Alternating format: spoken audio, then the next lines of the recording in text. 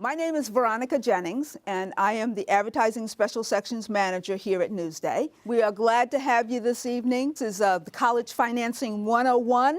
So this is the basics. This is what you really need to understand everything about this process that you're getting ready to embark on with your child to get into college. This seminar is sponsored by Island Federal Credit Union, and we're very glad to have them to help us to present this very informative and packed information session for you. Barbara Donnellan has been a professional school counselor and administrator for over 22 years. She currently serves as a coordinator of guidance for the Lindenhurst Public Schools in Suffolk County, and prior to that, she was director of guidance and school counselor for the Babylon Junior Senior High School and for Sacred Heart Academy, so she knows both sides of the aisle, a private school in Nassau County. She also served as an adjunct professor with the New York Institute of Technology Counseling Department for over 10 years. In addition to her day job, Barbara also has served as regional governor and president of the New York State School Counselor Association. She has frequently attended the Board of Regents meeting and collaborated with the New York State Education Department staff members on regulatory changes for school counselors.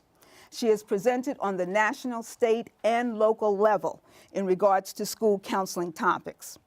Dr. Donnellan holds a BA in psychology from St. John's University, an MA in psychology from New York University, and a doctorate in educational administration from Hofstra University, where she has served as a fellow in the Department of Policy and Leadership Studies. Please join me in welcoming Dr. Donnellan. So just getting started, that's some of my best advice. Don't wait. Don't say, oh, next month, oh, tomorrow, oh, next year. No, it's now. The time is now. It doesn't matter if you're the parent of a freshman, a sophomore, a junior, a senior, or even a middle schooler. None of that is important. The important part is you're here, you're motivated, you're engaged, and you're ready to do some of this work that needs to be done, and it is work. I'd like to tell you that one of the things you should be doing right now is talking in your family to the youngsters about where you've been. Where have you been? What have you been doing? What kind of work have you been doing in school? What kind of friends have you been associating with? Where do you see yourself? Where do you see yourself going down the road? These are conversations that we all want to have, but we don't always make the time to do it. This is the time. This is the time. I'd like to encourage you to create options. When you look at a variety of programs and schools, you create options. You expand your vision and opportunities emerge for you and your family. Communication within your family is key, as well as communication with teachers and in particular, your school guidance counselor. I wanted to emphasize a great resource that's available for you, and that's your school counseling office. Okay?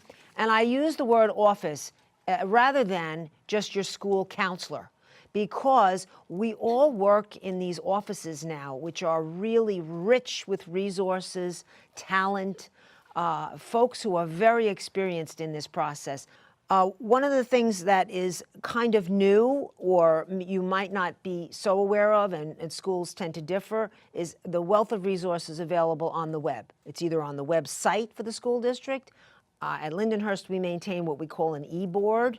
It is just massive, the amount of information that is on there. All of my colleagues conduct a financial aid night, and almost everyone also conducts a FAFSA workshop. Both of those things are critical for you to get free help right in your community. Another thing that I believe is important for you to know, particularly at this time, is that timelines, applications, and requirements are really important in terms of reaching your goal. This business about when should I apply to college, when should I apply for financial aid, when should I apply for a scholarship, this when question is huge. When will I get the answers? How do I know that I can go to this school? What do I need to do to apply? A lot of these questions are answered for you on the website of the schools to which you are applying, or the scholarship to which you may be interested. Perhaps you belong to an electrical workers union. Perhaps you belong to the Elks Club. You may want to know about those particular scholarships, and the best place to look is on their website.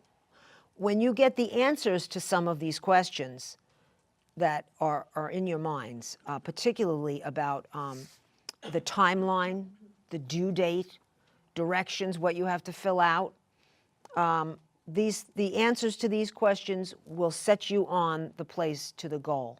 So I like to think of it as a kind of a process. Another thing that I think is important to discuss and to recognize is that every student is different. Every student is different. What are the strengths and the challenges of each student?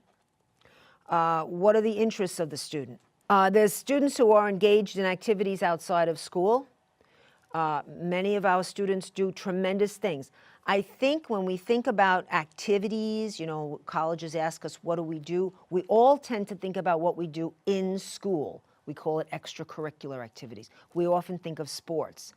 But I know that our students on Long Island do many, many other things. Many of them work. They work at really fine jobs. They help to support their families. They babysit. They do lots of childcare. They help out at home.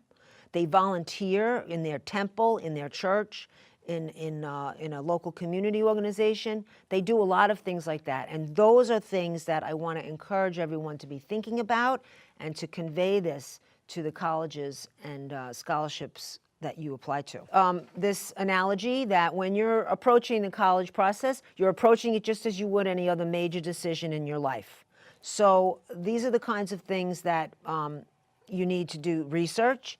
You have to communicate with people. You need to be attentive to detail. Your ultimate goal is really important for you to know. What is it that you really want to get out of this? And maybe one of the most important things about this is be honest within your family about family finances. I want you to think of a scholarship as basically a fund that you don't pay back, right? Loans are the other side. Loans you pay back. But the thing that most of my parents want to know about is a scholarship that is going to just bring down that cost for me, and I don't have to think about that again. They're academic, they're need-based, they're special talent scholarships. Don't you make up your mind that you won't get something, okay? You want to be bold and apply for things and be confident. Be persistent, ask questions. And there's no reason you can't do it. It's free, and there's lots of ways to get help to do it. I'd like to encourage you to look at creating checklists and being organized. The checklist and being organized is really key. There are some low-income families who may benefit from what they call EOP or HEOP programs, and those are things that you would look into. It might not be something someone would direct you to. But if you feel that you're in that kind of a situation, you should look at it. Whatever your college financing plan is, that is what's going to direct that final choice. So you'll make up your spreadsheet, you'll make up your list of colleges on the left side, and tuition and financial aid and how far away it is and whether I need a car and all that stuff, all the little things that go into making this decision. But in the end, you have to pay for it, right? What your financing plan then makes that final decision that you've done all this work for, it makes that happen. It's the same thing as when you're ready to pull the trigger on the car purchase. Okay, you lay it all out and then you decide, you know what, I'm going to go with the smaller SUV because that monthly payment is better for me, and that's what I'm going to do. So it really is the same kind of formula here. Yeah, the college admissions officers tell us that, as you can imagine, they read many of these essays. Now, not all colleges require an essay, but we're talking about the colleges that do. So you do need to write something that is unique, different, and reflects who the student really is. So I made some remarks earlier about don't hesitate to talk about the fact that you have a job. Don't hesitate to talk about the fact that your grandparent passed away, and as a result, you have to provide childcare for your younger brother or sister. And these are some of the things that students write about. So we also encourage all students to work with their counselor and their English teacher, to have someone assist them in editing of the essay and make sure that it's a clear and coherent, well-written essay. But the main piece would be to try to make yourself stand out.